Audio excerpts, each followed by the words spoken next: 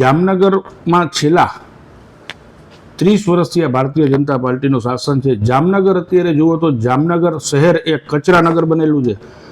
શહેરમાં તો કચરો હતો, પણ હવે જામનગરની જેટલી નદીઓ છે તે પણ પ્રદૂષિત થઈ રહી છે. જામનગરમાં જીઆઈડીસી કારખાનાનો ઘણો ખરો વિસ્તાર આવેલો છે કે જેનું પાણી ડાયરેક્ટ રંગમતી નદીમાં ભેળવવામાં આવે છે.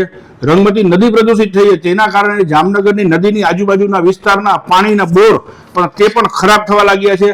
આ જામનગર મહાનગરપાલિકા બસ ખાલી ખોટા તાઇફાઓ કરી અને જે પૈસાનો વેફરાટ કરે છે અને જામનગરના લોકોને જે સુવિધા મળવી જોઈએ તે સુવિધા નથી મળતી, છતાં પણ જામનગરના જે વાતાવરણ છે તે ખરાબ થઈ રહ્યું છે. તાત્કાલિક જોને જે આ નદી પ્રદૂષિત થઈ છે તેના માટે જે વોટર ડ્રેનેજ સિસ્ટમ કે જે પણ કરવું પડે તેના પાછળ તાત્કાલિક કાર્યવાહી કરવી જોઈએ કે જામનગરની પ્રજાના આરોગ્ય સાથે જે ચેડા થઈ રહ્યા છે જે પાણી સાથે તે પણ ન થવા જોઈએ. તાત્કાલિક આ બાબતે કાર્યવાહી કરવી જોઈએ. જો આવતા દિવસોમાં આ બાબતે કોઈ પણ જાતની કાર્યવાહી કરવામાં નહીં આવે તો અમે લોકોને સાથે રાખી અને આ બાબતે જે પણ કરવું પડશે તે કરશું. અત્રે રંગમતી નદીમાં ઓરાના હજીરા આસપાસના વિસ્તારમાં પાણીમાં ફીણ જોવા મળે છે.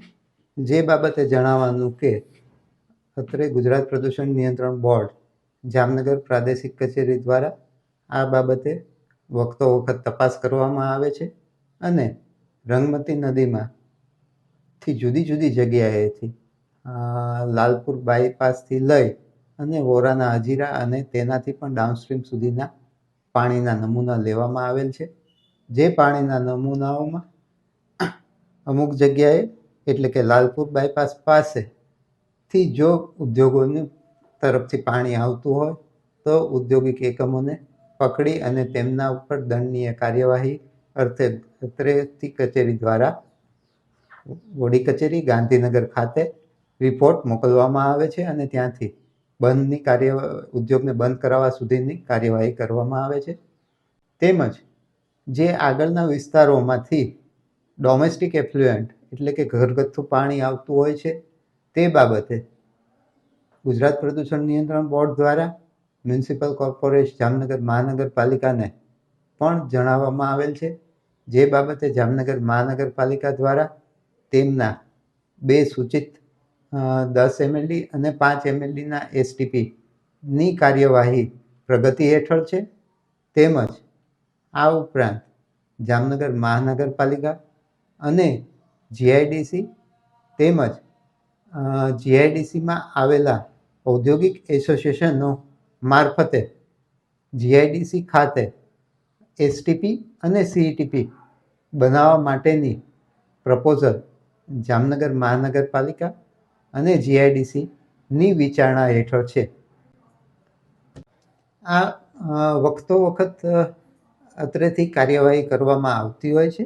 આ બાબતે જ્યારે પણ જે તે ઉદ્યોગ દ્વારા એ બાજુમાં આવેલ સ્ટોર્મ વોટર ડ્રેઇનમાં એમનું ઔદ્યોગિક ગંદુ પાણી જો ઠાલવવામાં આવતું જણાય તો તેમને પકડવામાં આવે છે અને તેમના સામે જે તે રિપોર્ટ અત્રેની કચેરીથી વડી કચેરી ખાતે કરવામાં આવે છે અને વડી કચેરી દ્વારા બંધની કાર્યવાહી પણ કરવામાં આવે છે.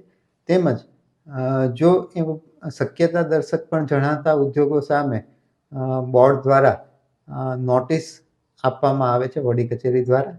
અને આ પ્રકારના આપણે જોઈએ તો અંદાજે છેલ્લા 1 વર્ષની અંદર આશરે 35 જેટલા ઉદ્યોગોને બંધ કરવાની કાર્યવાહી કરવામાં આવી છે અને બીજા લગભગ